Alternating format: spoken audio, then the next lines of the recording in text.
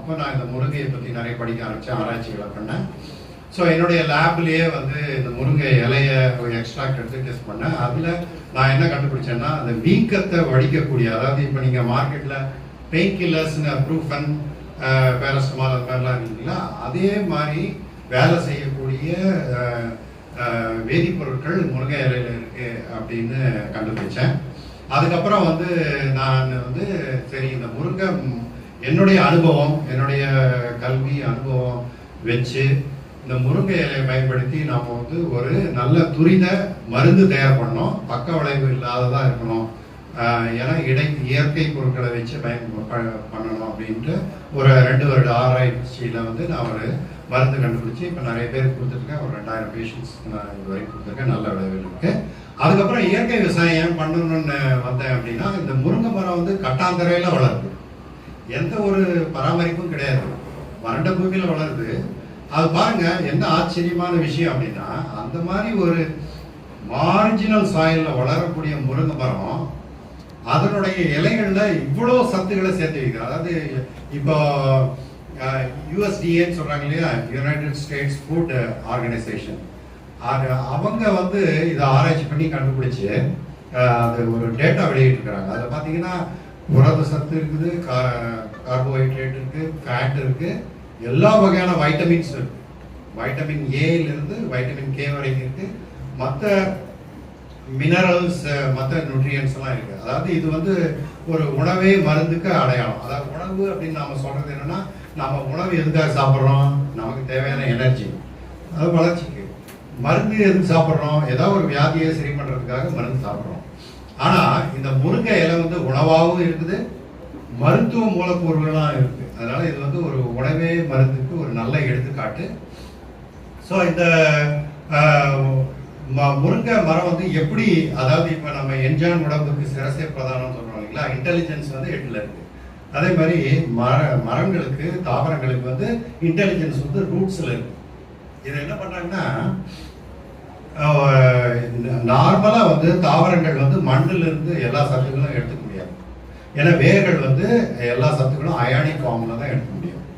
அப்படி இருக்கிற பட்சத்துல எப்படி மரங்கள், பெரிய பெரிய மரங்கள்லாம் வளருது, எப்படி அது வந்து வளமா வளருது, காரணம் என்னன்னா, பரிணாம வளர்ச்சியில வந்து மண்ணில் இருக்கிற நுண்ணுயிர்கள் இருக்கு இல்லைங்களா, நுண்ணுயிர்களோட ஒரு தொடர்பு உண்டாகுது, ஒரு குடுக்கல் வாங்கல் தொடர்பு. அதாவது இப்போ வந்து வெயில் அடிக்கும் போது மரங்கள் வந்து சர்க்கரை உற்பத்தி பண்ணுது இல்லையா, அந்த எக்ஸ்ட்ரா சுகரை வந்து வேர்கள் வழியா பால் மாதிரி சுரக்கும் போது அதை வந்து உணவா இந்த நுண்ணுயிர்கள்லாம் எடுத்துக்கிட்டு அது என்ன பண்ணுதுன்னா, அந்த மண்ணை வந்து கரைச்சி எல்லா வகையான நியூட்ரியன்ட்டும் மொபிலைஸ் பண்ணுது, தாவரங்கள் எடுத்து வளருது.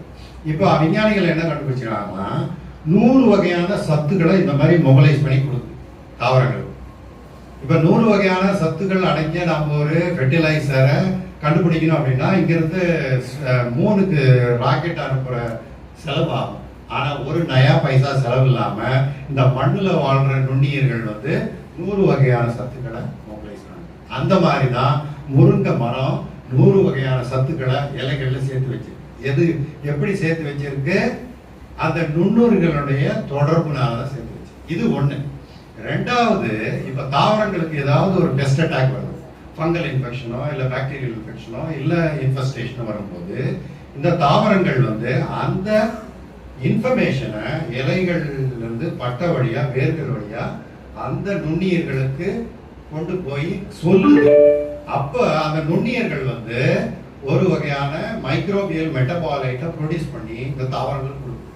இந்த மைக்ரோபியல் மெட்டபாலைட்ஸ் வந்து தாவரங்கள் எடுத்து அதை அதனுடைய பயோகெமிக்கல் ஃபேக்டரியில மாடிஃபை பண்ணி பயோபெஸ்டிசைடா இலைகள்ல, தண்டுகள்ல கோட் பண்ணுது.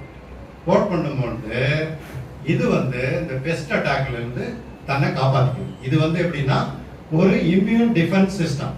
ஸோ இந்த தாவரங்கள், அந்த நுண்ணுயிர்கள் வந்து ஒன்று சத்துக்களை மொபிலைஸ் பண்ணி தாவரங்கள் கொடுக்குது, ரெண்டாவது இது வந்து ஒரு எதிர்ப்பு சக்தியை உண்டாக்குது. இந்த தாவரங்கள், மைக்ரோப்ஸ் எல்லாம் சேர்ந்து ஒரு டிஃபென்ஸ் சிஸ்டமும் உண்டாக்குது.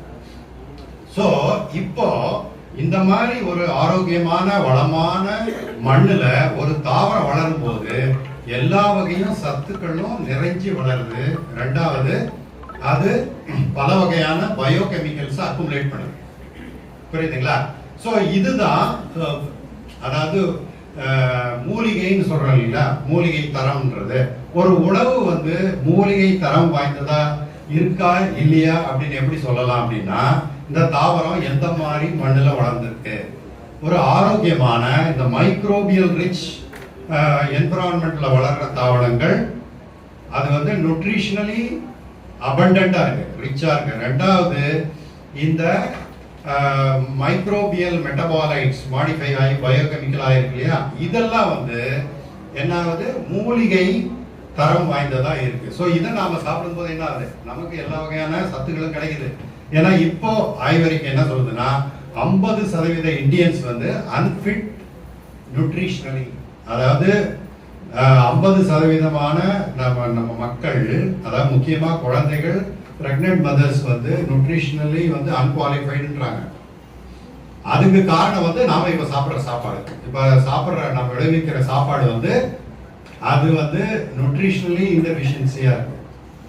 ஸோ அந்த மூலிகை தரம் வாய்ந்த பொருட்களை நம்ம சாப்பிடும்போது நமக்கு வந்து எல்லா வகையான சத்தும் கிடைக்குது.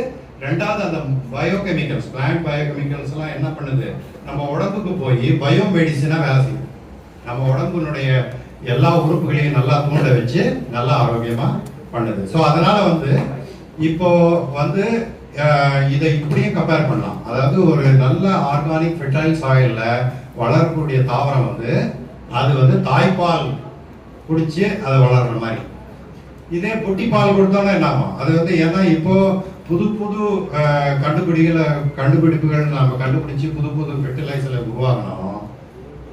இயற்கையா அந்த பாக்டீரியல் லைஃப் மூலமா கிடைக்கக்கூடிய நியூட்ரியன்ட் வந்து நம்மால பிளான்ட்ஸ் கொடுறதுக்கு சாத்தியமே கிடையாது. அதனாலதான் இப்ப பாத்தீங்கன்னா இப்போ நம்ம யூரியா அந்த மாதிரி கெமிக்கல் ஃபெர்டிலைசர்ஸ் போடும்போது